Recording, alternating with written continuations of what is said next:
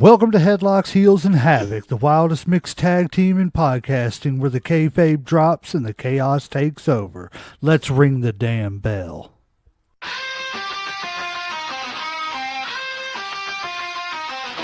Headlocks tight, heels on the prowl, dropping elbows, hearing growl, feel the foul. No script here, just real, no bluff. Kayfabe crack, now the dirt gets rough. Headlocks, heels, havoc in the zone. Step in the ring, chaos at your home. No filters, no mask, just raw bare tone. Wrestling unscripted, we on the throne. Title bells, mic checks, crowd going crazy. Drop truth bombs, leaving lines feeling hazy. Beyond the kayfabe, past the charade, where legends are born and stories get made. Headlocks popping, who's hitting the mat? Welcome to the Havoc, where the real talk's at. Tune in, step through, leave the fake at the door. Headlocks, heels, havoc, now hear the roar. Welcome to the show, ladies and gentlemen, boys and girls, children of all ages. I am one half of the greatest tag team in podcasting, the legend J-Mac. With me, as always, is, of course, everybody's favorite uncle and my favorite tag team partner, Uncle Slam. What's up, family? And as everybody can tell, today we've got a special guest, the man with the plan, the wrestling encyclopedia himself, Sean John. Hello, everybody. How are you? How's everybody doing? I'm feeling a little left out because I'm not wearing shades. I feel a little naked without them, but just do mine like are this. in my car, not leaving. Just do like this and split your fingers, you know. We'll have to figure out a way to do some virtual or Photoshop some glasses on you or something. Get him some green screen glasses up there. Yeah. Nah, everybody's week been doing all right and everything. Yeah. So far, so Yeah. good. Been a whole lot of fallout from the wrestling world. I know that much. Miss Keita, she is here as usual. We thank you, Keita. Always loyal, always here. And we appreciate it. We love you. Yeah. Yes. This is Sean John. Miss Keita, if you don't know, now you know. As the Road Dog would say, if you didn't know, well, yeah. You better call somebody. Well, before we get into our normal recap show and everything, I want to give a minute to Mr. Sean John here, because the last time we had him on the show, he was part of another podcast, and I don't think you had started your ring announcing yet, or if you had, you had just gotten into it. Just gotten into it. Probably about it would have probably been my second or third time ring announcing. Okay. But yeah, like I said, we're going to put a little spotlight on you, give us a little insight and everything, about, what made you decide to jump into ring announcing, and, why not, jumping into I can't say that either, because I watched you in a battle royal too. So I can't say you didn't jump in the ring, because you did do that. Yes. Well, for those that don't know me, for those that do, like everybody here, I'm a lifelong wrestling fan. And, but when I moved down here to Kentucky, I got into the business. I wanted to do something. I wanted to help out, even if it meant setting up rings, passing out flyers, holding the signs that direct, wrestling, come here, turn here, putting the signs on the end of the road. I did that all the time. And J.R. Rock, he was a promoter at the time. He's since decided to step away, but he brought the former podcast that I used to be on, but I'm not with them anymore, the Nice Guy Indie Podcast. I'm not with them, and J-Mac, you and I, we talked before we went live, but, I'm not with them anymore, and I wish them nothing but success and happiness. I will not badmouth them, and I'm not saying you're asking me to, because I know you're not. You guys are awesome. But the Kentucky Wrestling Federation, based out of Frankfort, Kentucky, will July 5th is their comeback show, so be sure we'll be sharing more information as they come. Jerry Rock had the podcast do some ring announcing. It was going to be at a special show, but not everybody could make it. I was there because I'm usually, how it goes, one of the first ones there, one of the last ones to leave. So they said, you're going to be ring announcing this match. And then like 5 minutes later, as they say, card subject to change, he said, okay, we're going to, when this little mini angle is, you're going to introduce one wrestler, then you're get, kicked out of the ring, not like physically, just get told leave, and then he'd do it, and then you do the second match, and then we do it from there. I did that. There's videos somewhere floating around of me doing that and having the crowd eating out of the palm of my hand.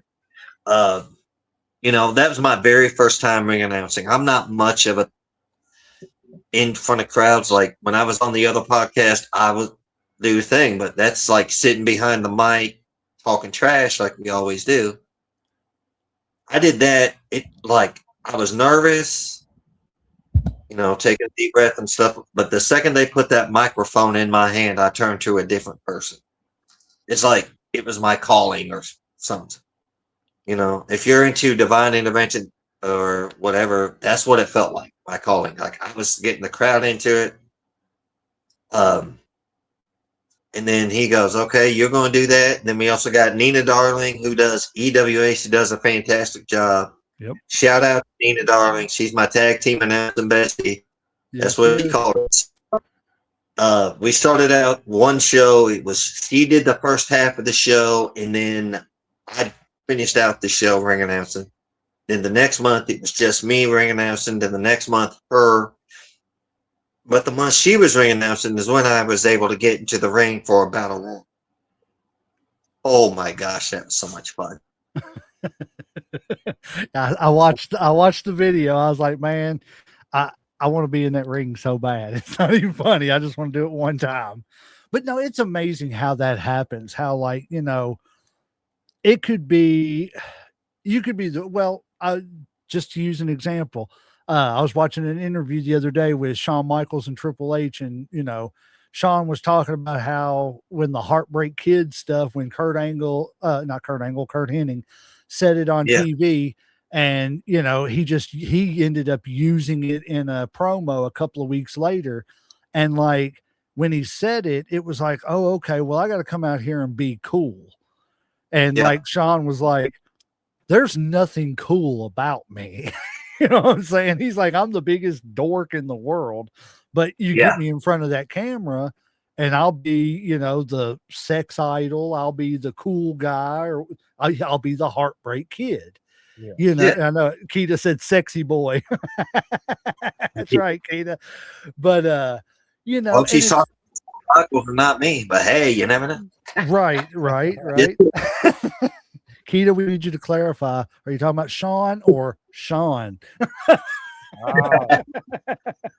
Either way, cool. Right. Pick your Sean. But no, it's amazing how that happens. How you just slide into something and it seems to fit like a glove. There's no hesitation or anything like that when, like you said, normally getting in front of a crowd or something, that wouldn't be, she said, you already know. Sean, I think it's Sean John. What do y'all think? We need extra comments. That's fine, Miss Keita. We love that.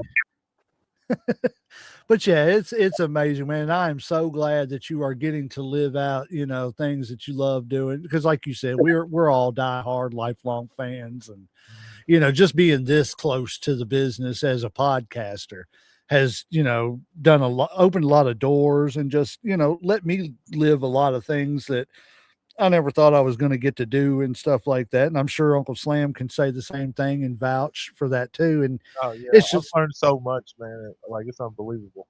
Yeah, it's crazy. Just the education alone, not even necessarily the experience, the education that I've learned about stuff, like I didn't know about, certain things of wrestling.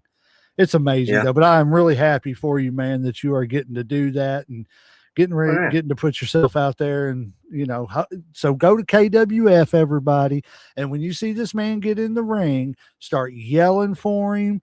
Start, yell for him just as much as you do the wrestlers that come out, because this man's a good guy. Hey, you can boo me if you want to. That's fine by me. Hey, as long as you make some kind of reaction towards me, I'm happy. You don't have to. That is exactly it. If you're not watching SmackDown, little spoiler alert: Ricky Saints, aka Ricky Starks, made his debut on SmackDown tonight. He's in the ring against Cody. Oh, Cody Rhodes. Okay. Oh wow, that's a big start off too against Cody. I don't know what they're saying. I got it on mute to pay attention to hear. But Right. I know Akita said, "Stop playing with me." if they don't play with you, it means they don't like you. That's exactly it. Well, we are going to get into this and start talking about some of these because I got a lot of stuff to talk. Well, I don't have as much stuff as I thought I did, but enough to fill up an episode. But as usual, we always start off with some lighthearted stuff and everything, and I figured I'd start off with this. It is an era versus era wrestling thing. They got Stone Cold, of course, versus Hulk Hogan, Roddy Piper versus The Rock, Randy Savage versus Chris Jericho for the Intercontinental title, the Hart Foundation versus DX, and the Hart Foundation being Jim, Owen, and Brett, and DX being Triple H, Billy Gunn, and Road Dogg. Ricky Steamboat versus Kurt Angle, Demolition versus the Brothers of Destruction, Jake Roberts versus Mankind, and the Rockers versus the Hardy Boys.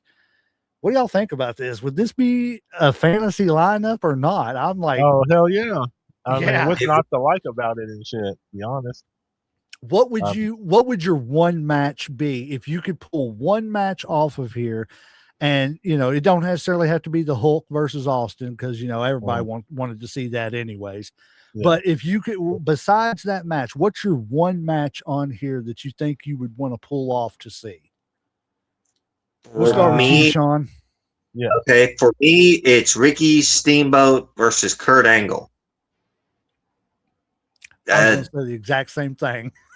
one of the greatest technical masters of the ring, Ricky the Dragon Steamboat. And when it comes to technical mastery, Kurt Angle is no slouch in himself.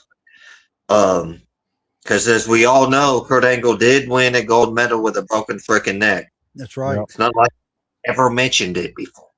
And, he is a sexy Kurt, and he will make your ankle hurt. Is this Kurt Angle before he adapted the ankle lock? He's got hair. He's got hair because he grabbed the ankle lock in 2001, shortly before he dropped the title, his first WWF title to The Rock in 2000. See, that's more of my wrestling encyclopedia in this coming through. Man, he's got a better memory than I do, because I didn't remember that. Dude, I remember it happening, but I don't remember when it was. I couldn't tell you what year. That's why he's the encyclopedia, ladies and gentlemen. I may be a legend, but he's the encyclopedia. I can't remember what I did yesterday. What are you talking about? So which match you got on there? Slam? Walk into the kitchen, forget why I'm going in there. I think we all do once you get a certain age. Yeah. If I'm going to pick, I'm probably going to go with, and you probably already know, it's probably going to be the Hart Foundation plus versus DX. Yeah. Sean, Triple H. Road Dogg, Triple H. Brett, of course, you know what I'm saying? Jim the Anvil, and who was the third member? The British Bulldog or Owen? Owen. Oh, hell yeah. It was Owen, Brett, and Jim versus Triple H, Billy Gunn, and Road Dogg. Oh, yeah. Definitely that one. Now, who would in there? That's going to be the question. I think the second match, if I had to pick, and I know it's I'm going to be a little biased, but I was really intrigued by that Hardy Boys versus Rockers. I think that could have been a really good match too. I mean, they all could have been really good matches, to be honest with you. But I would have really liked that Randy versus Chris Jericho too. That was gonna be my second pick right there. It's a good lineup in any way you go. I mean, for a that actually would. What was that, Sean? Savage versus Jericho. That would be a good match. Yes, it would. Savage is somebody that, yes, I think a lot of his matches were kind of rinse and repeat, but I think a lot of people's back then were.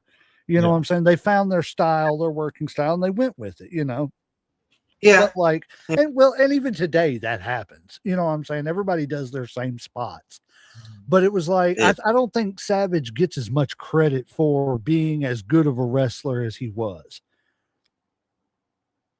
I think he's more known for the personality than he is probably for his wrestling like he should. Because everybody knows he's a wrestler, but when you think of Savage, you think of the voice, you think of the character, and unfortunately the wrestling comes second, which he was a great wrestler, you know what I'm saying? Yeah. What I agree. Savage always had to have every single spot, no matter how trivial, laid out. Yep.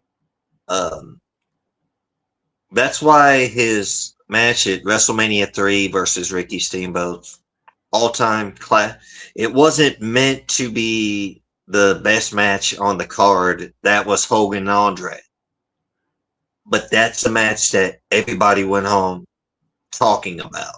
Yep. The Steamboat Hogan Andre was the attraction. Yeah, that was so-called the greatest match, but I'm like, well, some argument could be made. Right. I 100% agree. Yes.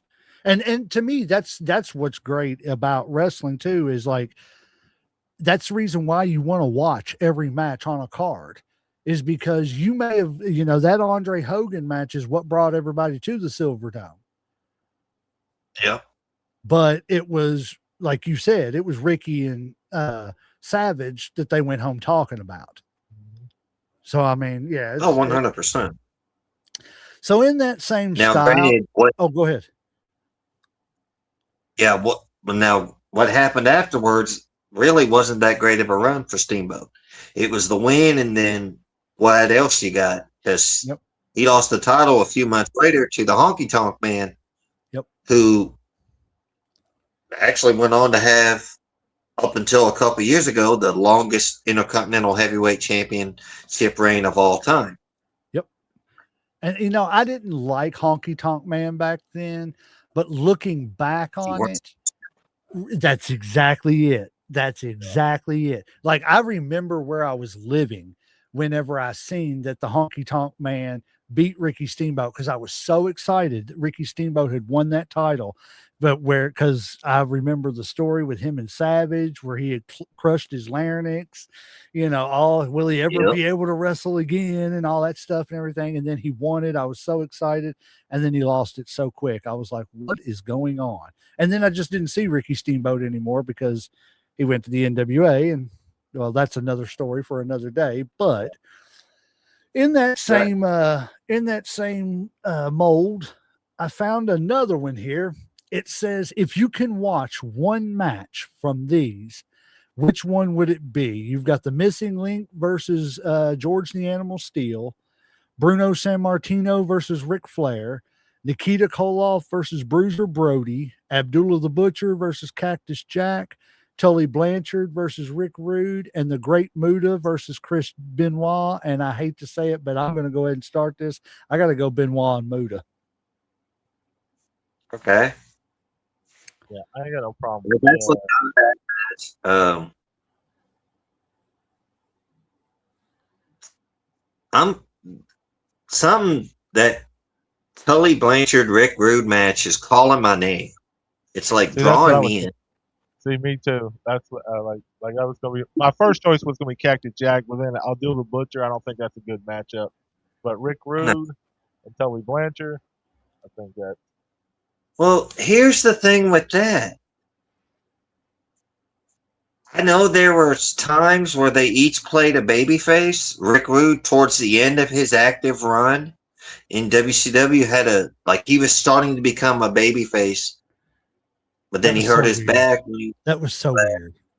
Because I thought he was always a heel though. Like, because I never remember Rude ever being a baby face. I But thought he was when always we like the just heel. started to turn him into WCW, starting to turn him into a babyface to take on Vader in '94. But then Rick Rude in Japan hurt his back, and that ended Yeah. his career. Mayhem Media, what's up, fellas? Yes, What's up? What's yes. up? Appreciate y'all being here. I don't think I've first seen him as a babyface. Always he's one of those snarky heels. Him and the Perfect 10 Baby Doll. Oh man. Right. And that's me. Totally to me was always like a, and I don't want to say it this way because it sounds so degrading, but to me, he was always kind of like a mid card to lower mid card Ric Flair. Not saying that Tully couldn't have main evented. I think Tully Blanchard could have been a main event world title guy eventually. I don't think that I think that the Horseman thing kind of held him from that. But who cares? Everybody was making money. You know what I mean? All they cared about.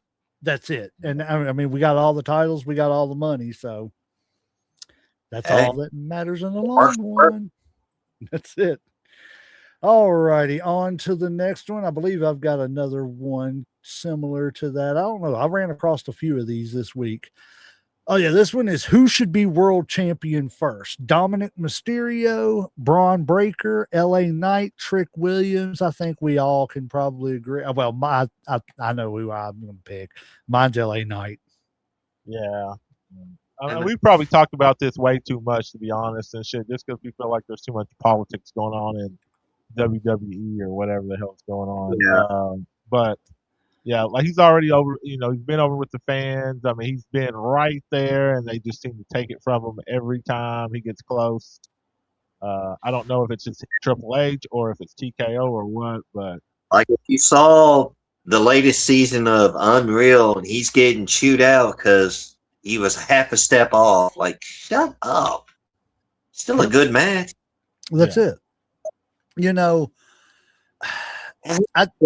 Braun will get it before Braun Breaker. I think that too. See, I think Braun would have got it if he hadn't got injured and shit, because he was on that pace, with the whole Seth, before Seth got hurt too. Obviously, everybody got hurt in the division. I think so. But I think they were setting that up for him to actually take that title from him. From what I heard, WrestleMania, if I don't get this mixed up, WrestleMania was supposed to be Cody and Seth and Braun and CM Punk.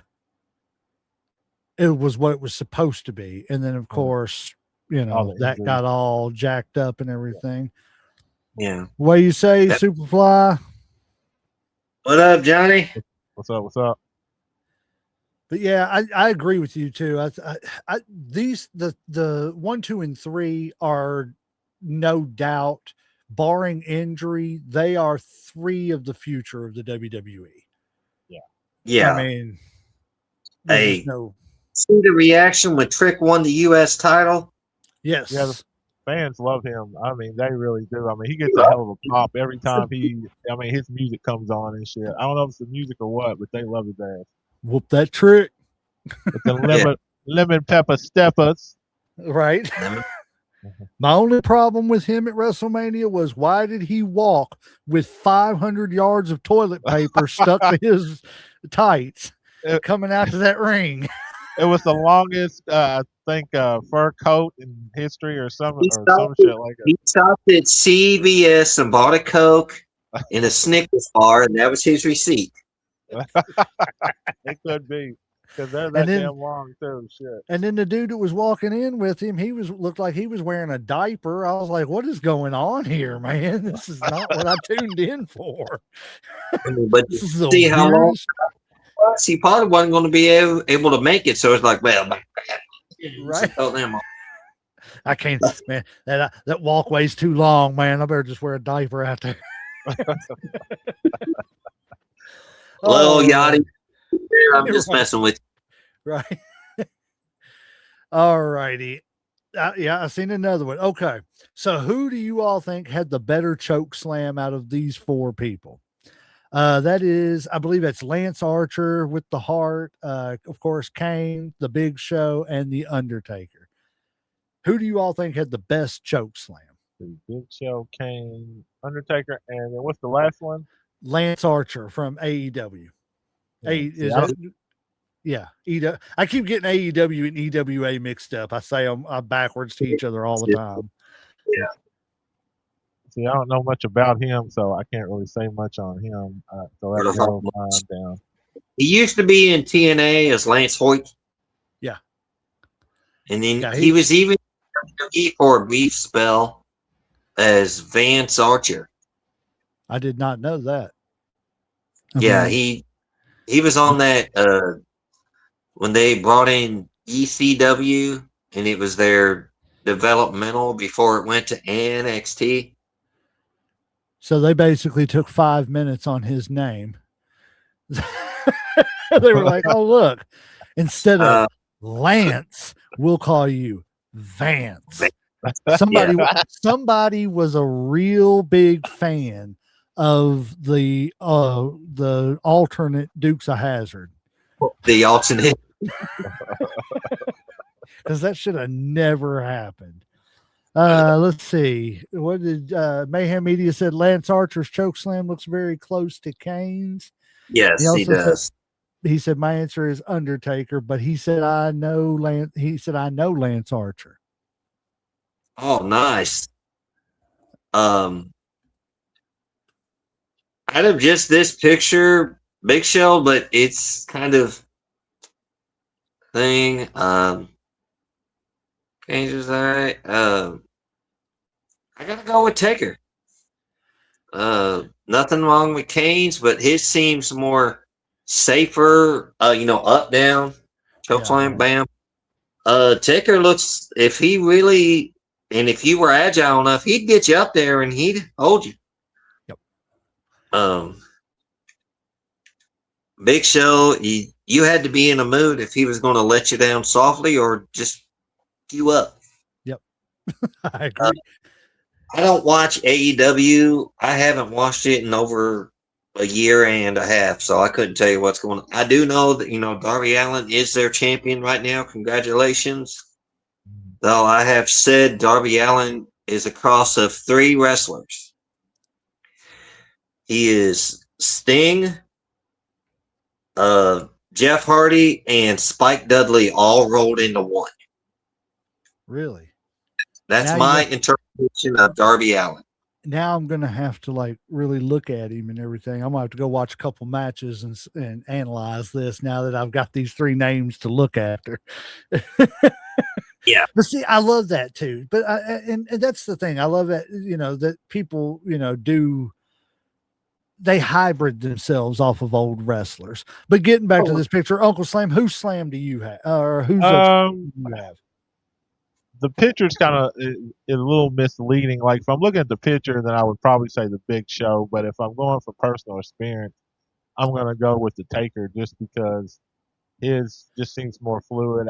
I've seen him do it 1,000 times. I have nothing against Kane's or Big Show. Big Show's always seemed a little stiff. Even though he seemed like his should be more easier just because he's such a massive guy and shit. And, he's got hands like fucking baseball mitts or whatever. But yeah, Taker easily. I'm gonna go with Taker just because of the height he always got, like we were talking about, and the fact that it was with the big shows, like we were talking about with last week with Ron Simmons spine buster and Arn Anderson spine buster. Yeah. Yes, they were both spine busters, but they were two totally different moves. Mm-hmm. Like the Big Show's was like he was taking you up, and even with his weight and power, he was driving you through that mat. Yeah. Undertaker's was just that big, you're going to fall from a big height, and that's your impact, is I'm going to let gravity do the job for me with mine. But Big Show's is just like you got mass times gravity and ring and everything hurts. And but yeah, just a goofy little thing. That's all. Go ahead. I'm going to weigh in on the spine buster right quick.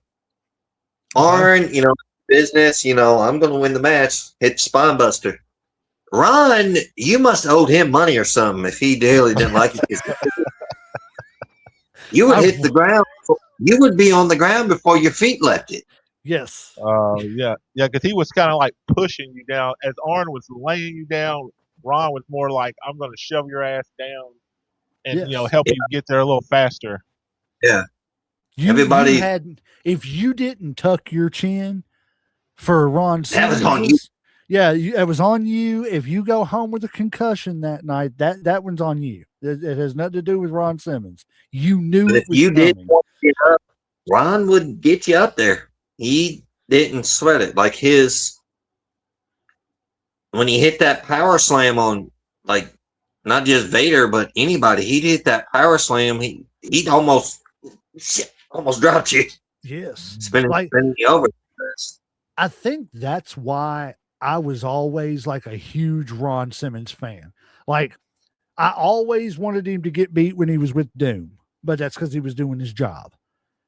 But when he split up from Doom and they repackaged him as like the former Florida State Seminole, the All-American Ron Simmons, I was all over Ron Simmons. Like, I would honestly and truthfully say that other than Sting at that time, Ron Simmons and Barry Windham were probably my two other favorites in WCW at that time. And there was just something about when he won that world title, I was so mad that his reign didn't last longer. But like, I was so happy that he wanted the way, and you could tell he respected it.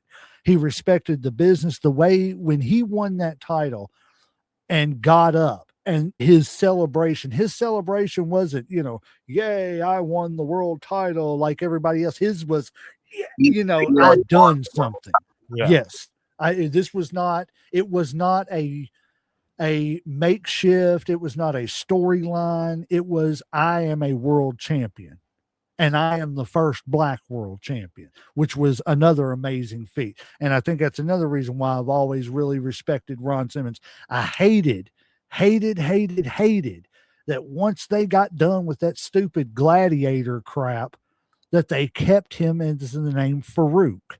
I think out of respect, they should have let him go back to being Ron Simmons and Bradshaw and Ron Simmons. Man, those two names terrify me. You tell me they're coming down to the ring at me.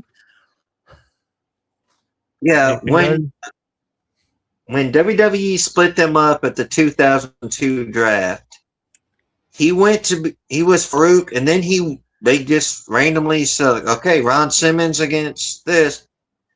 And Bradshaw went back to being the cowboy gimmick that he came in with. Yep.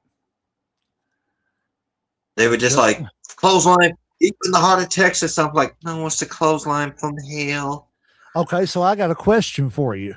With the cowboy gimmick, which one, and this is for both of you, which one did you all like better? Did you all like his Blackjack Bradshaw better when he was part of the new Blackjacks, or did you like him as Justin Hawk Bradshaw? I liked him more as a businessman and shit. Like, I thought he was. So JBL, you like the JBL character, the rich tycoon, oil tycoon type? Yeah. I think he was more interesting than when he first came in as JBL, I pictured J.R. Ewing from the show Dallas.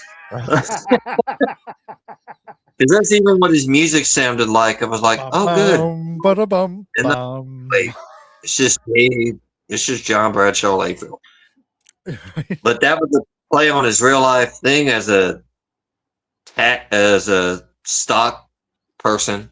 Yeah, he's apparently really good at playing the stock market and stuff. That's where he's made a lot of his money, from what Oh, I've heard. really? See, I didn't know anything about that. Yeah, he's like Yeah. big Oh. into stocks. I think Yeah, what was it before he retired? Yeah, before he retired, he had already made like 4 or 5 million off the stock market. Yeah. Yeah. He's living in Bermuda now. Lucky bastard. You sure he's not living in the Baja with Jesse Ventura? But no, and also I liked him as Justin Hawk Bradshaw when he came in, but then I heard somebody say he's just Stan Hansen light. I said, Stan Hansen's Yeah, I mean, if you can even get close to being Stan Hansen, you've probably done something good with a career, you know. That's crazy. Sean, I was going to say, you will have to come on too, because we are planning a show in October around Halloween, and we all have to come dressed up as a wrestler. And I've already decided I'm coming as Jesse Ventura. And I'm going to talk like this all night long and tell you about how I was a U.S. Navy SEAL. That's terrible. Speaking of, did y'all get see the Hogan yes. documentary on yet? Yes. I haven't watched it yet. No. Hogan retiring? Bullshit. I'm like, let's see. Yes. Yes. But you know what? I was glad to see that at least at the end of it, he was, and you'll see this too, Uncle Sam. So I won't go into too much of it. I want you to be able to watch it and enjoy it. But at the end of it, he was at least able to give Hogan his flowers and his due for all the bad blood that there was. You know what I mean? Yeah. That was nice to see. At least, you know. Yeah. All righty, on to our first little thing. Yeah, I seen this, and I knew this, from a long time ago. So the creators of Married with Children were huge wrestling fans. The Bundy's family was named after, of course, King Kong Bundy. And another side note to that, did you know that Bruiser Brody went by King Kong Brody in I believe it was the AWA. I might be wrong. Bruiser as a respect to Dick the Bruiser. Yeah. But the Rhodes family was named after Dusty Rhodes, and Al's co-worker, Luke Ventura, speaking of the devil, was named after Jesse Ventura. King Kong Bundy himself appeared on the show twice, first in 1987 as Peggy's Uncle Irwin, then again in 1995 as himself, putting Bud through a wrestling match. Yep. That was a cool little anecdote. But remember, they also had the original Glow, Gorgeous Ladies of Wrestling. Yes, they did. Big Bad Mama, a lot of them. Yep. I remember. Which I didn't know they were real wrestlers. Yeah. Ivory was one of them. Yeah. I was like, what? That I didn't know until here recently. But yeah, that's crazy. All righty, on to the next one. Yeah, this is our first kind of weird little, I don't know how I feel about this, but there was a lot of talk about it today on X about when they should change up the general managers. And I would love to be general manager at Raw at one point. So Liv's champion, women's world champion, and then after in-ring stuff, I would love at some point to be a general manager of Raw. And that was a Nikki Bella statement. What do y'all feel about somebody like Nikki Bella being a general manager? I thought we were friends. Why are you posting me that crap? No. I think she just says stuff to garner attention. I can't take the Bella. I like Brie more than I like Nikki, and I can't stand either one of them.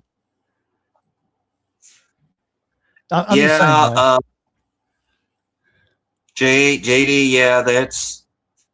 I knew a lot about that, about the Married with Children and the wrestling references. Yep. But yeah, I feel the same way. Like I am not now, and I don't care that they're legends. I did not ever back in the day. There was nothing about the Bellas that ever stood out to me other than the fact that one dated John Cena and one married Daniel Bryan or Brian Danielson or whatever his name is. I don't know. The guy that His real name. I just know he's the Everybody guy knows. that Mr. Miyagi didn't train. But it just, I mean, there was just nothing that stood out to them about them with me. So, I mean, honestly and truthfully, I don't see what her being the general manager is going to help. I like the job Adam Pearce is doing. I don't think there's really a need for a change. So just leave it where it is. If it's not broke, don't fix it. What say you? They're doing a great job. I think this is a waste of time, honestly. I don't care what she says. I didn't pay attention when she was wrestling. I'm not going to pay attention if she's a general manager. No disrespect to her. I mean, I'm pretty sure she probably thinks she can do a great job. I'm just not interested in it, honestly. To me, it's almost like, I'm going to push for something because I want to remain relevant because I know the end is coming up soon. I know this is my last run, so I need to try to do something to remain relevant is what it feels like to me. But that's just my opinion. I could be wrong. All right. That's what okay. Yeah, Sean John was touching on this earlier. Ricky Saints debuted on SmackDown tonight. We got Ethan Page going to Raw. We've got Sol Ruka going to Raw, I believe it is. I'm sorry, I don't know who this other girl is. Who are these three girls right here? That's JCJ, Fatal Attraction or something like that, or Fatal Fury. And who's the other chick down here in the corner? We got Joe Henry, and then that's Blake Monroe. Blake Monroe. I didn't know her name. Yeah. All NXT people moving up, I see. What do y'all think about these? And what do y'all think about the shows that they went to? Do you think that they should have is there anybody you think should have went to another show? And is there anybody you think that should have waited a little bit to get called up? I don't think it really matters on the show, honestly. As far as me, I mean, they might have a plan with them that I don't know about. I think it was definitely time for him, especially Sol Ruka. I mean, I think she pretty much did all she could do in NXT. And Joe Henry, I mean, he's all right. Like I said, I'm not the hugest fan of him. I mean, I know everybody likes his gimmick and the whole concerts and all that, but I'm just not a huge fan. I do like Ethan Page and Ricky Saint. Like, I think they're entertaining. I'm okay with them moving up. Like I said, Fatal JC Jason and I can't think of the other two, but I think the group Fatal Fury or something like that. I'm okay with them. Like I said, a little new blood coming to the women's division. I don't have a problem with any of this. And Blake Monroe, I kind of liked her anyway. Like I said, in NXT, I thought it was kind of quick because she didn't seem like she was in NXT very long. I know she came from TNA or someplace because they scooped her up off from someplace else and then had her at NXT for a short bit and then moved her up to WWE, I think. So, yeah, I'm all right with all this. So, Sean, before you give me your reaction, Miss Emily said, got my dad here and my cousin. And then what the fuck slam is to me anyway. She said, I don't know what slam is to me. Anyways, ain't a better pod to watch.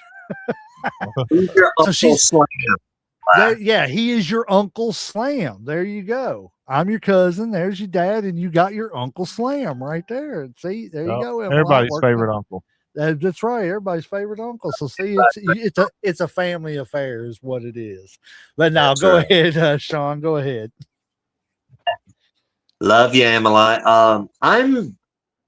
You know what? Like I said, Fatal Influence are about the only ones I kind of wish they would keep it. But then again, JC Jane has been on NXT for a long time, and she was usually the bridesmaid because she was in the thing with Mandy Rose before she got fired.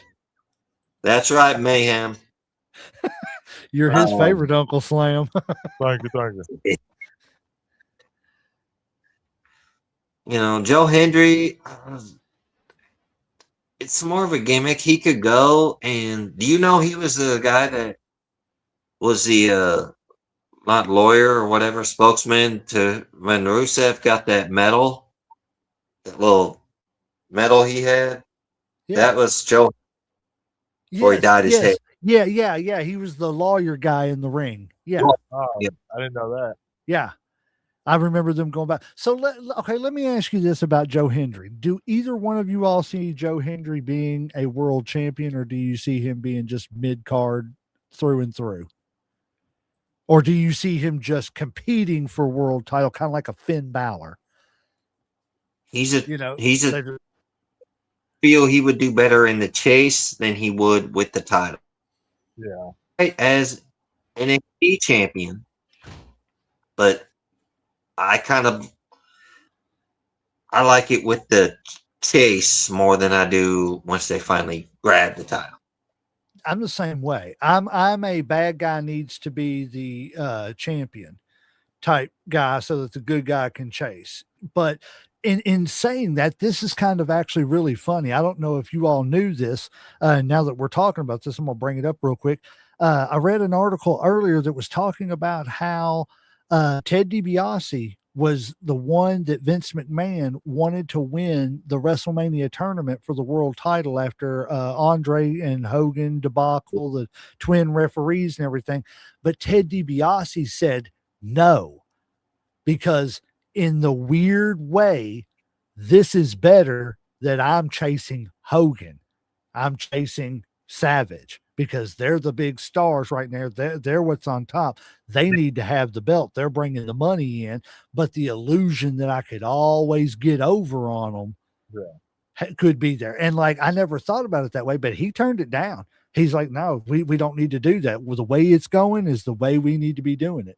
And I was like, that's kind of really cool on DiBiase's part, because he knew what was going on with the business. He knew what, how much money everybody was making because Hogan and Savage and, all that was going on top at the time and everything, even throwing in the Andre and him getting ready to retire. It just, to me, that was like one of the most unselfish acts I've ever heard in wrestling, because he could have easily just been like, yeah, I want it. It's that world title. Give it to me. I believe so. I had heard of the different way, like they were going to put DiBiase, but Savage went and politic to get him the title.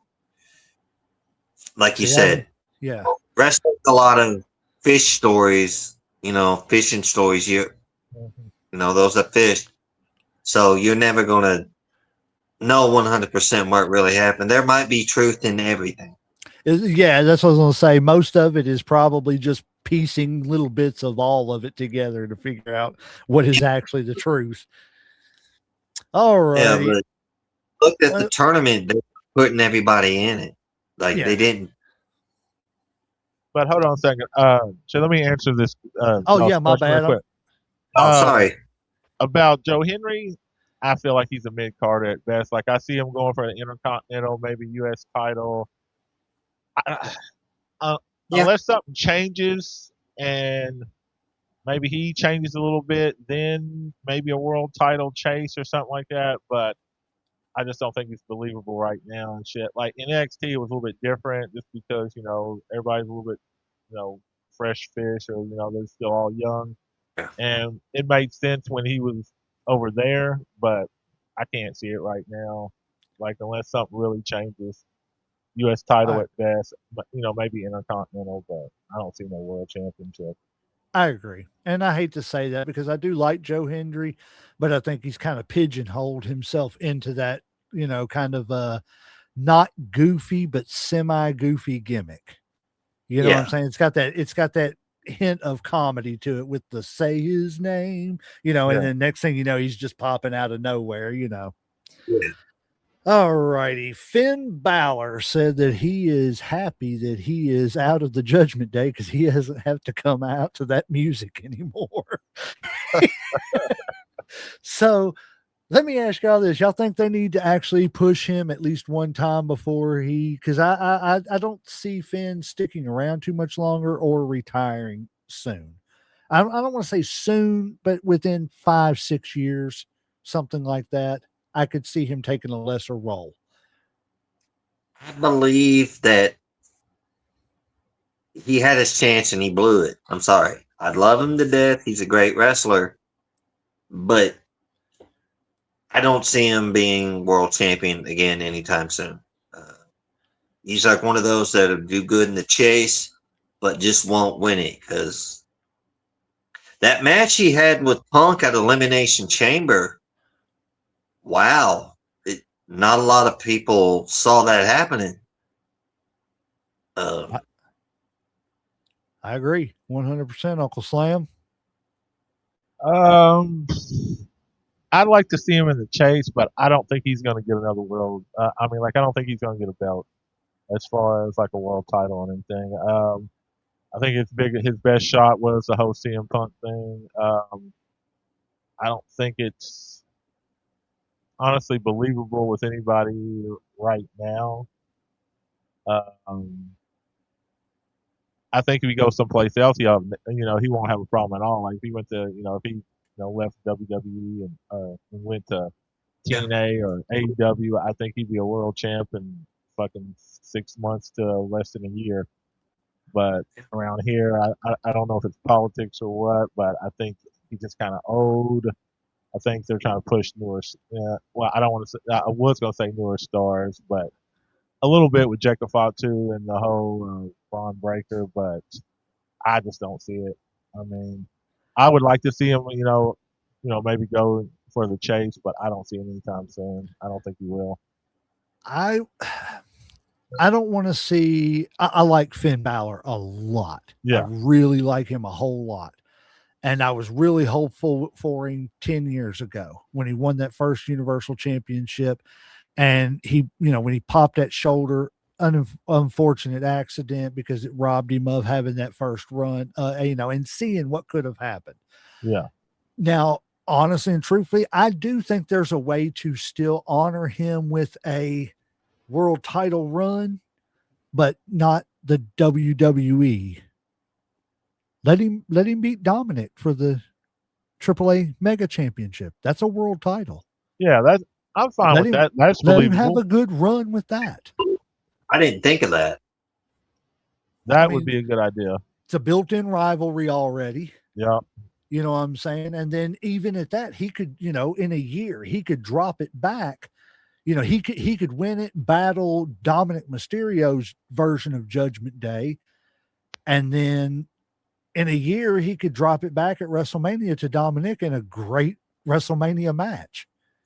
And then you just slowly wind him down using him as a contender, a chaser. Maybe an Intercontinental win here and there, a tag team win to keep him, Intercontinental tag team, I'm fine with that. I think that's the best way to use Finn Balor at this point in his career, to be honest. But that's just my opinion. I could be wrong. Uncle Slam, Johnny Lee said that, let's see, how did he say that? He said, Uncle Slam's looking slick. Max Steele, we appreciate you watching. Thank you, sir. What's up, buddy?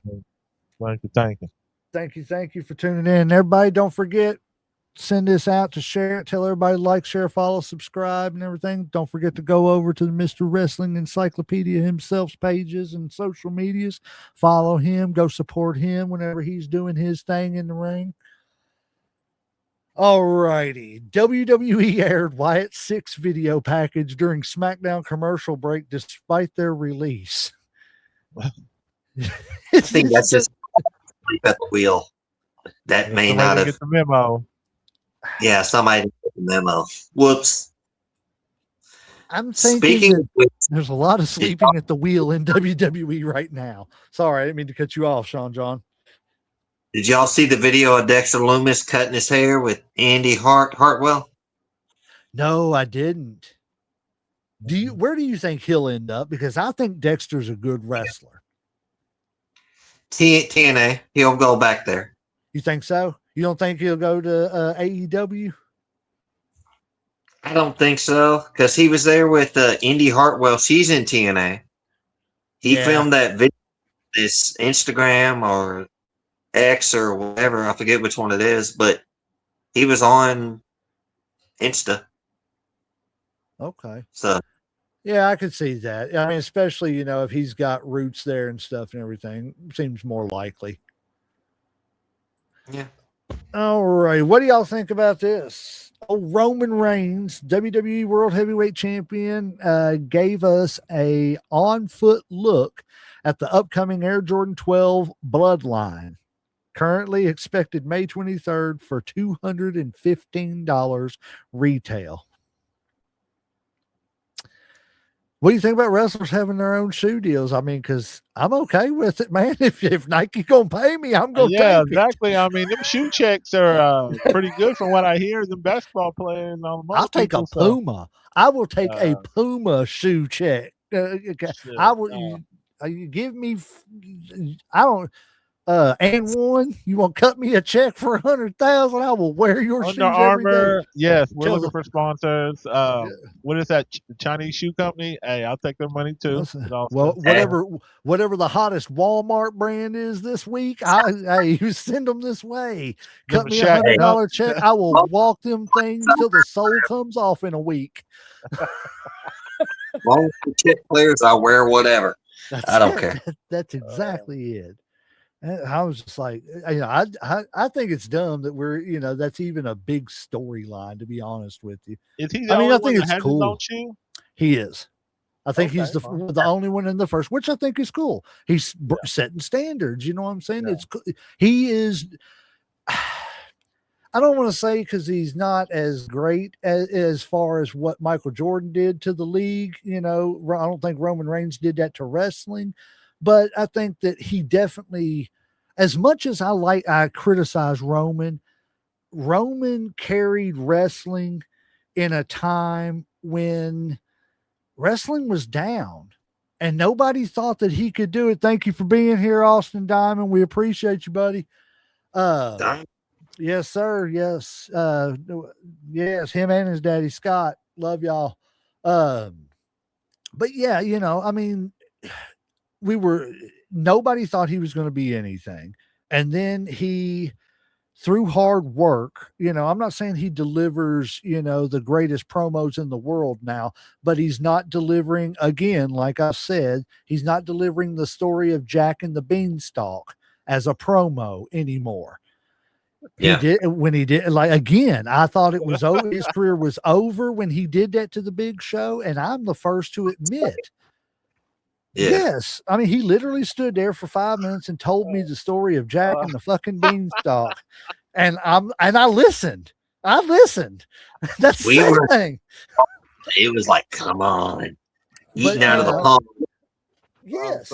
And so, but getting Paul around him and learning how to talk and everything, I think has really helped him. So I have to give Roman his credit for carrying wrestling at least for a 3-4 year span, because before the sale and right after the sale, and we're going to cover this here in a minute because it talks about it here. I got another graphic for it here in a second, but he carried it and he made it cool again. And then other people stepped in and it was like, okay, you're screwing it up. But for that brief moment, man, he was giving us something that we hadn't had in a while. Yeah. And it was good.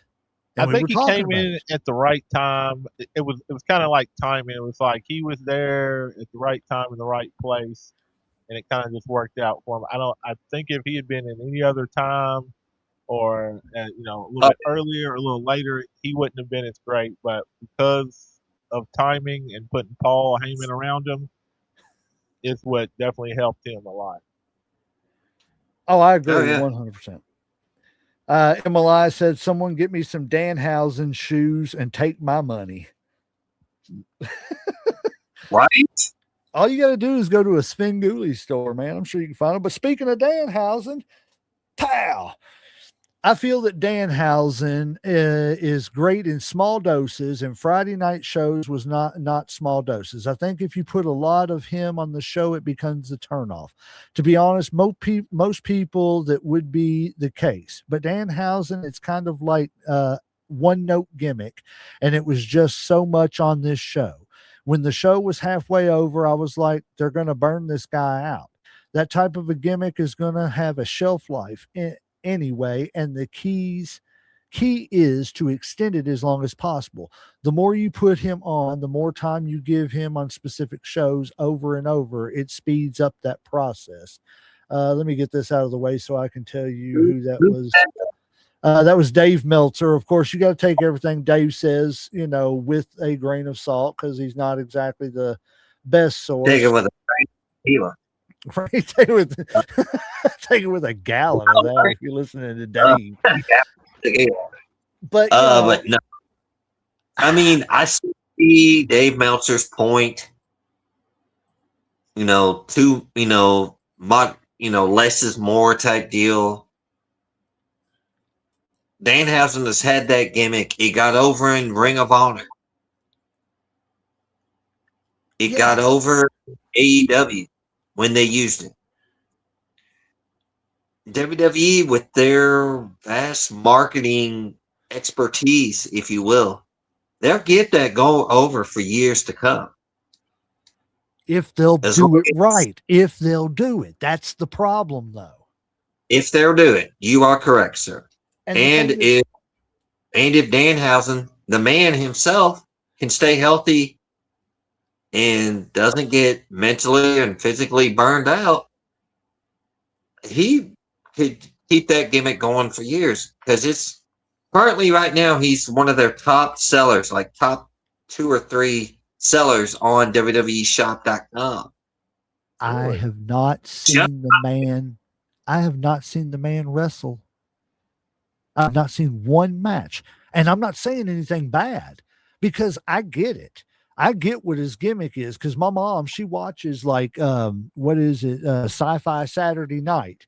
She loves that Svengoolie stuff and everything, and that's what he is, so I get the gimmick. I understand what it is. It's not necessarily my thing, but man, if you market that right into the right group of people who like that Svengoolie stuff, dude, like you said, he's selling.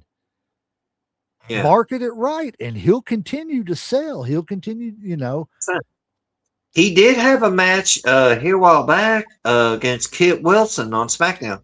Oh, I don't know. He's had matches and stuff. Like I just haven't seen it. I haven't seen one match, and I don't know if it's just because I haven't looked hard enough, or but I don't get to watch a whole lot of SmackDown anyway. Raw, yeah, he's been more on SmackDown lately. He did have a match somewhere on the Independents, I forget where, but where he was doing the Pee Wee Herman dance from Pee Wee's Big Adventure. If you've all seen that movie, that is awesome. Yeah, he was doing that, doing the whole thing, doing the kicks. Y'all don't want me to stand up and do it, because I will. No. No, that's all right. That's all right. I'll play the music. Let's get the music going. Come on, tequila. No, this is a family show, right? Till it ain't. That's the unscripted part. All righty.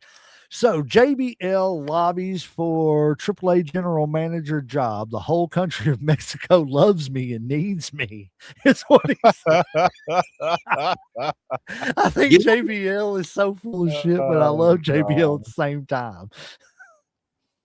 But what do you think? I mean, because didn't the Undertaker step down? No, I think he's still the head guy, the guy behind the scenes in AAA, which I didn't know that till here recently. Yeah, him and Conan. I thought Conan was running it by itself, honestly. No. Undertaker and Conan, but Conan has been in the hospital. He is, he's had like kidney issues or something to that effect. Yeah. No. I think it was one of his legs got amputated or something. Yes. Yeah. But you know what? as much of a swarmy heel that JBL is, if you listen to him on Bruce Pritchard's podcast, the Something to Wrestle with John Layfield, he's a very charming and funny guy, and you actually hear what he goes through. So, because we've all heard the stories about how he's a backstage bully and maybe not so much a politician, but he was just like, look, I'm making sure you're cut out for life on the road. So, okay, so I just looked it up, and I thought I seen a report that was saying maybe he's getting ready to step down. I know I seen something about it. I'm gonna have to research it more and everything, but this is saying that he is still helping with creative. It says no, the Undertaker does not own or officially run Lucha Libre AAA worldwide. As of 2025, okay, we know they grabbed them. What is happening is the Undertaker has reportedly taken on a major behind the scenes creative role with AAA under the WWE umbrella. Multiple reports in 2026 say he is helping with just the booking and creative direction, trying to modernize the product while still keeping the Lucha Libre identity intact. Okay, so he's not like GM or anything like that, like or a he's consultant or something like that. Is like probably like a head of creative type thing or something like that. I'd say. Like how Shawn Michaels is head of creative down in NXT. Yeah, Undertaker's head of creative in Annex in AAA. I think him and Jeremy Borash. That's an unsung hero in the history of wrestling because he was in WCW, TNA, and now here in that's WWE. where I remember hearing his name a whole lot more was TNA. Yeah. Yep. Because whenever I would catch it, whenever back when Angle and all them were there. He's just a sexy Kurt. Sexy Kurt. Make your ankle. Now I'm going to be singing that song all night when I'm trying to sleep tonight. If you want to ever have Uncle Slam just dying laughing, all you got to do is stand up and throw your leg up on the side like Angle did and smack your hip a couple times and say, I'll make them all tap out. I feel like watching that video too, man, because it's so funny. Because oh god, it was just great, man. It was, I don't know. All righty, moving along so we can get this show going a little more. Okay, so y'all seen the big deal between Ludwig Kaiser and Ric Flair about a week ago. So now Ric Flair is going back and saying, Mr. Ludwig Kaiser, I never implied you couldn't work or didn't have talent. I actually understand that you are doing really well with the Undertaker's promotion. I am sorry that I got upset, and I am naturally very protective of my daughters, as I am sure as you grow older, you will be too. Continued success. I apologize for anything I said about you personally. It was not about you, your professional skill, which I have heard is very good. Is that a dig? I've heard it's very good. I've never taken the time to watch. Compliment. Yes. And another thing, well, I want to ask you a question too, Sean, since you weren't here last week, because I asked Uncle Slam.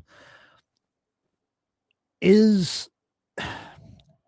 you kind of wish that Rick would just shut up? Yeah. Yeah. I hate to say it, but he's really going too far now, with things. And it's he also, I'm not. It's almost sad. It is. I watched his last match, the actual last match, the one he had in 2022. I watched it. They did great sending him out, but I heard he passed out twice during the match. They said he had a heart attack. Shit, are we just watching this guy die live on air? Right. Are we talking about the Shawn Michael match or whatever? No. Okay. He had a match with Jeff Jarrett and Jay Lethal, and who else was in that? Him. His was Andrade at the time, Charlotte's husband. Yeah. Andrade. Yeah. And dude, he was, they thought he was over on the mat asleep. Shut up. But he was supposedly having a heart attack. God damn. Yeah, but we all thought he just passed Oh, out because fuck. Taker gets to the back and just hands him 2 bottles of Gatorade and said, "You thirsty?" And it's just He like, man, it's time to slow it Yeah, up. it's definitely. Come on, Rick. You ain't got to do all that shit, bro. Like, Yes. Yeah. All righty. From Rick to Nick. Nick Hogan says he would absolutely welcome a wrestling career if the opportunity arose. Do you see Nick Hogan wrestling? And if you do you think he would be a success? he could. I don't know, but you couldn't be in your father's shadow because there'll never be another Hulk. It's like being Michael That was, Jordan's son. Like you'll never live up to that legacy. So if he could somehow be either be himself or be something else, just don't be Hulk Hogan's son. You'll be fine. he's got some big boots to fill. And Literally. they're boots that are not going to get filled. No. I'm not the biggest Hulk Hogan fan by any means. He kind of tarnished his own legacy, but I haven't seen the last episode of the thing. Kind of getting into it. It's wonderful. I'll take your word for it. But I kind of lost respect when the whole tape, not the sex tape part, that's whatever. But the part where he was just, when he was thinking, I get your depression, but there's times you got to be held accountable. And he kind of didn't hold himself accountable from what I saw, but I'll watch the rest of the things. That's the thing about Hulk is Hulk has apologized for everything, but they've always been kind of half-hearted apologies. Yeah, because it's like, well, just want to make sure you're not being recorded. No, then you're not really sorry. You're just sorry that you got caught. That's it. And that's the thing is like me and Uncle Slam have talked about, and I'm sure he can touch on too real quick, is we try to separate Hulk Hogan from Terry Bollea. Yeah. When he was in the ring, he wasn't Terry. He was Hulk Hogan, the red, white, and blue hero that was going to save the day. Yeah. When he was outside of the ring, it sucks. Like Uncle Slam says, don't meet your heroes. Yeah.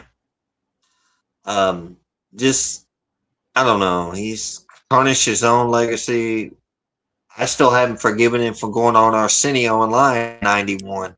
Right. I remember that too. Because I was watching Arsenio every night. Evans went on there and said, "Yeah, I took steroids, but at the time they were legal. When they stopped, when they became illegal, I stopped." I could have respected that.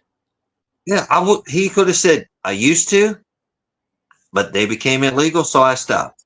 Yep. But you lied to me. So how can I believe the prayers, training, and vitamins and all that stuff now? You killed it. It became, I think at that moment, it stopped being Hulkamania, the movement, and turned into Hulkamania nostalgia.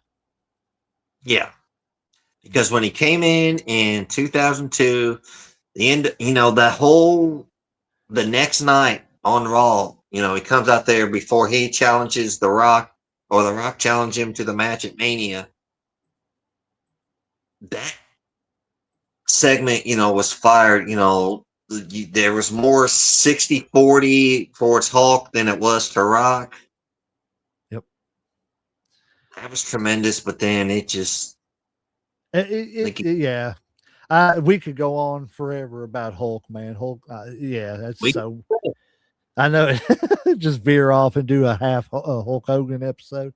I'm surprised we haven't already. Right? Have we?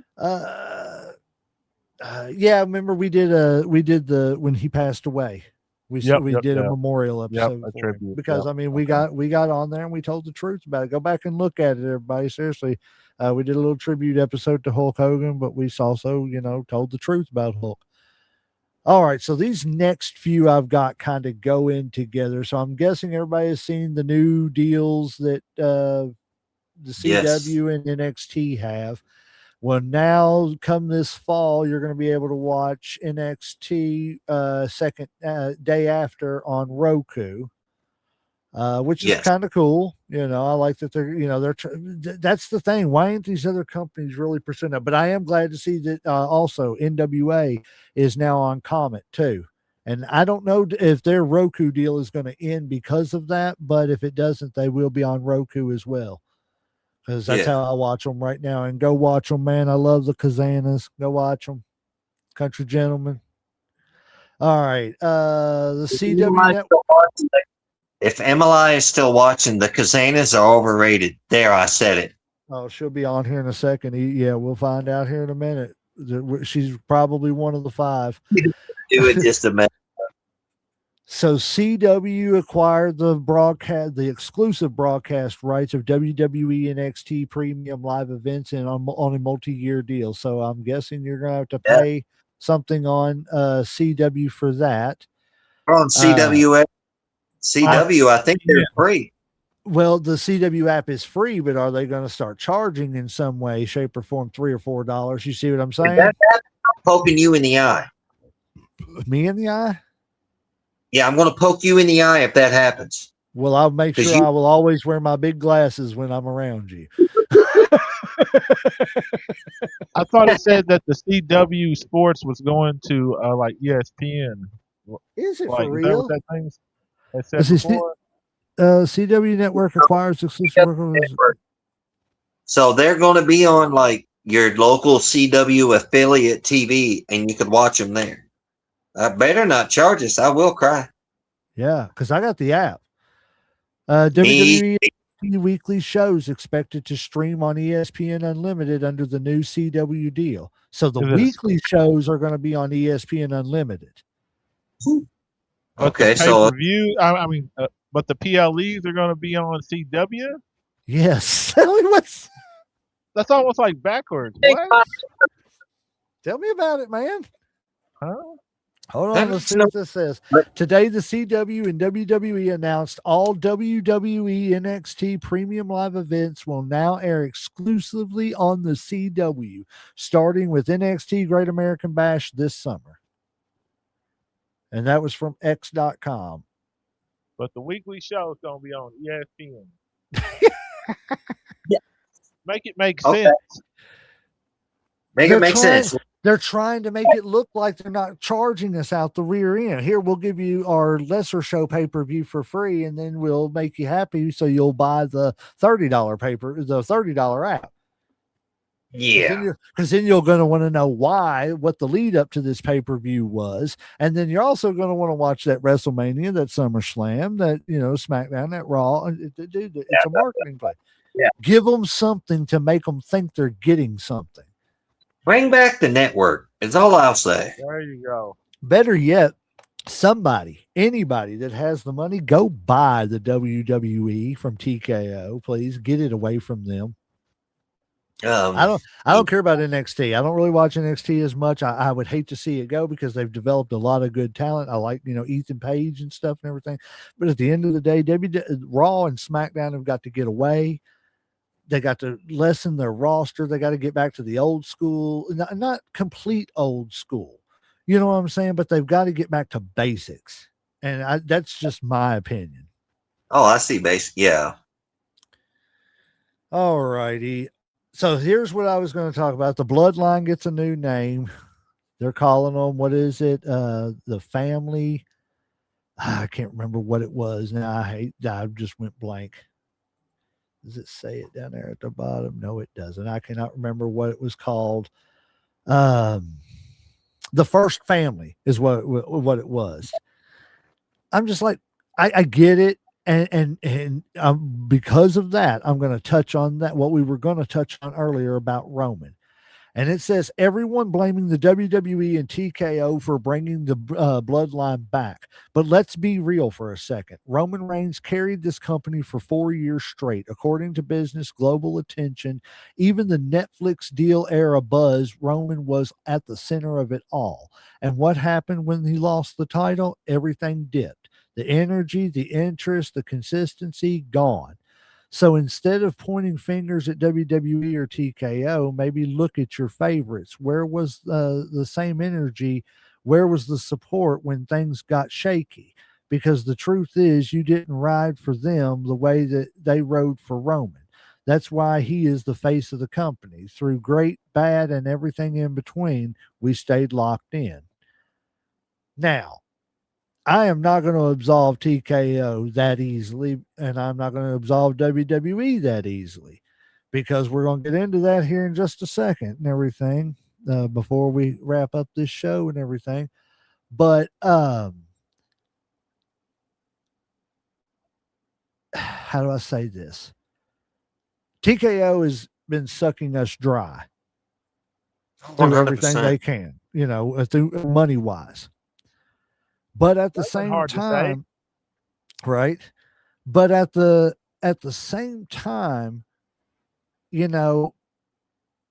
did we invest as much as we really could? Well, and not only did we invest, but did they give us the up and coming stars that we wanted, not the up and coming stars that they wanted? You know what I'm saying? I'm sorry. I don't care about Austin Theory.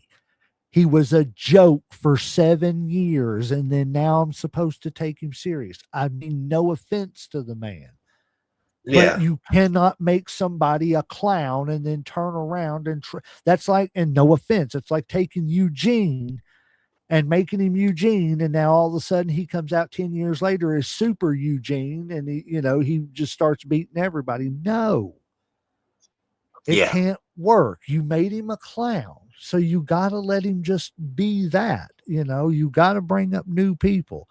And I'm not sold on Braun Breaker. I like him, but I'm not sold on him being a world champion carrier of the company. So what do you all think about like them going back to this? And is it a little bit of what we were talking about earlier? He kind of carried the company. He really did, as much as we may not like him.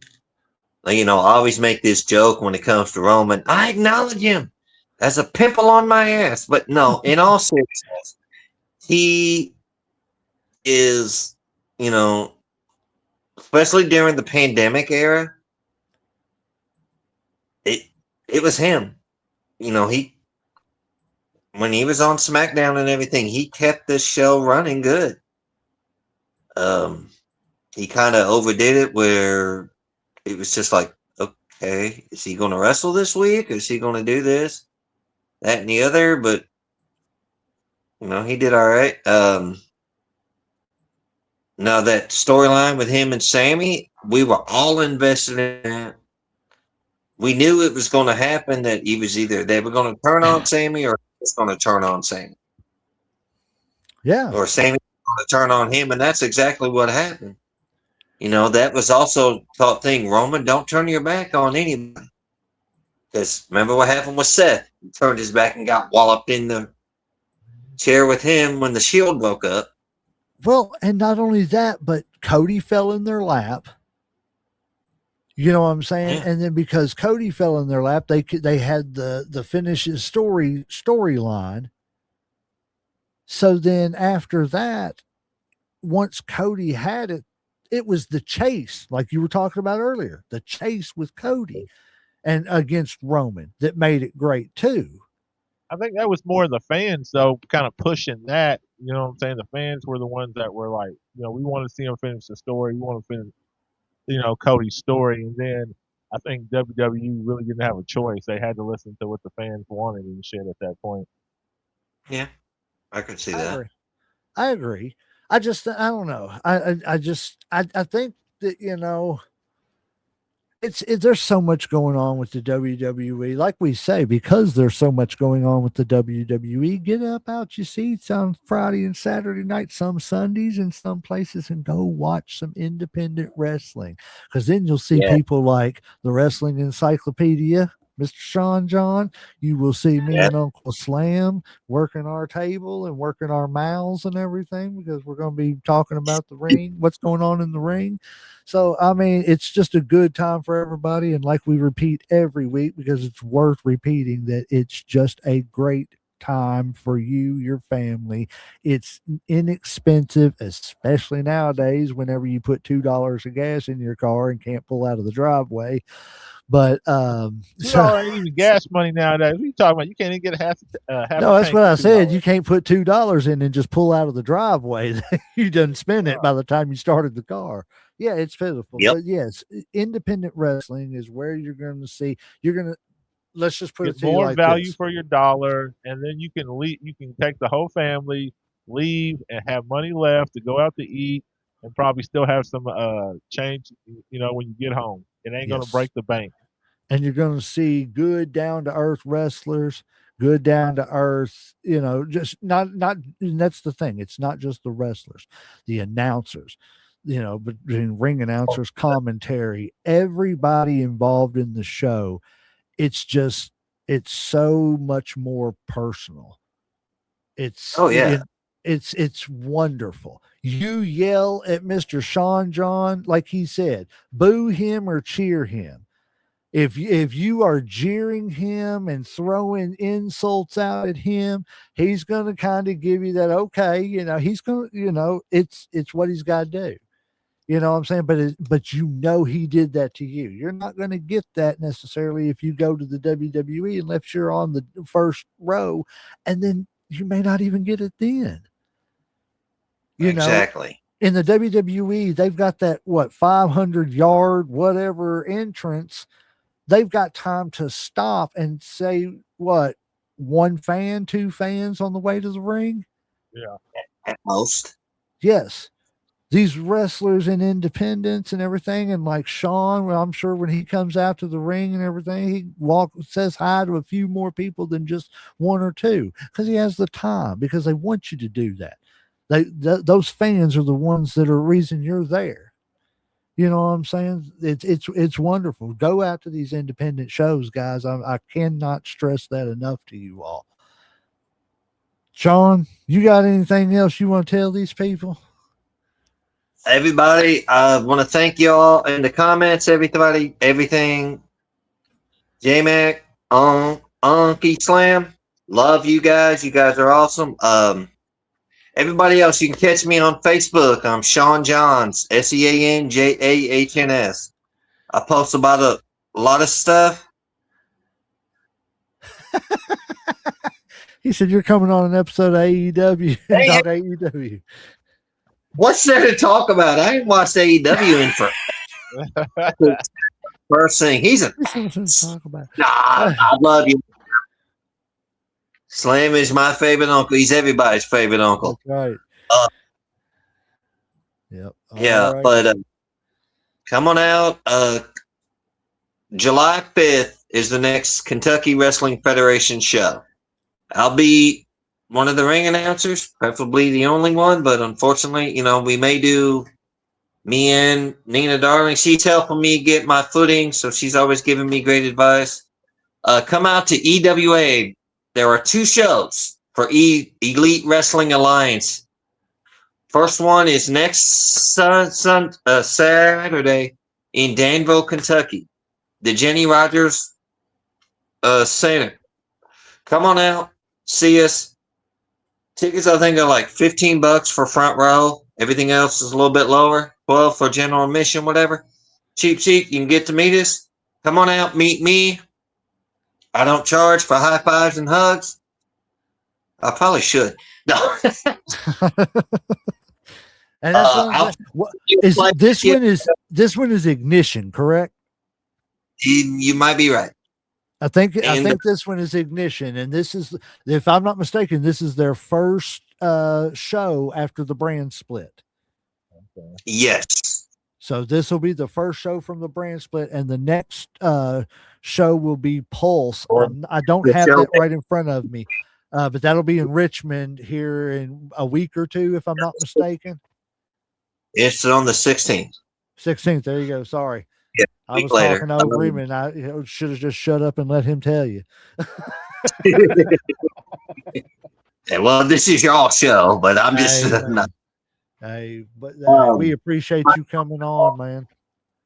Yeah, but I'm an open book. I don't hide nothing. I'm not pretending to be anybody I'm not. I'm just me. That's it. You know, I just feel naked without shades on tonight. So maybe next time I'm on, I'll be sure to grab my shades.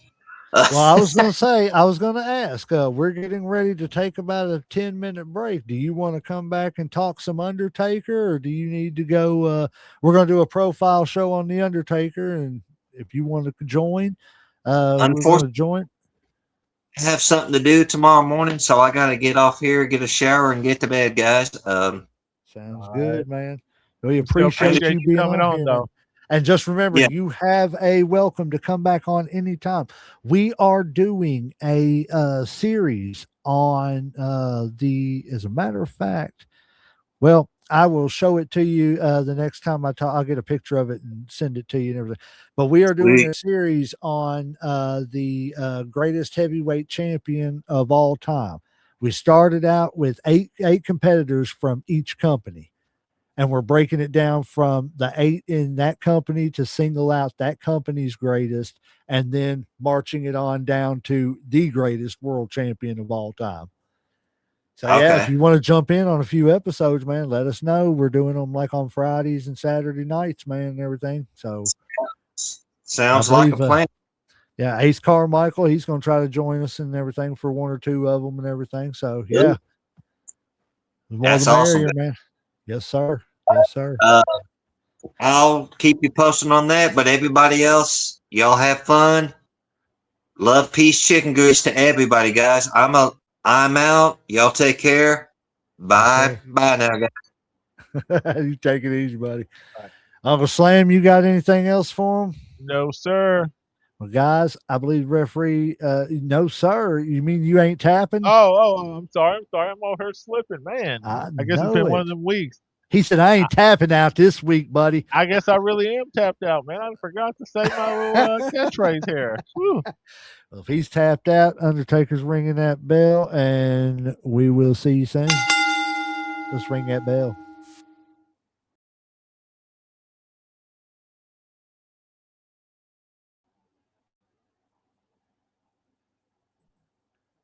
Look,